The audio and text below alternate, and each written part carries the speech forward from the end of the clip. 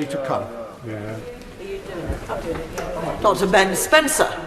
Thank you, Madam Deputy Speaker, and it's a pleasure to be able to speak on this very important subject. Now, the pandemic has thrown us incredible challenges. Sadly, many of my constituents lost their jobs, and people have faced increased costs.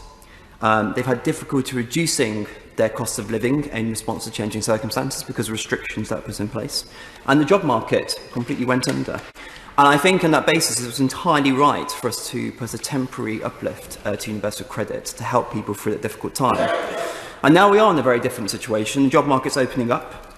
Difficulties reducing costs are less, but we do have ongoing increased cost of living. Now, there are people, though, in work, as many members have mentioned, who are still struggling. I think, like me, he would prefer to keep this £20 uplift, but we know that it's about £6 billion, 10% of the defence budget. Will he agree with me that he'd support the Minister in the spending review, pressing for a sum of money, perhaps to improve the work allowance of the taper rate, to help just the people he's talking about?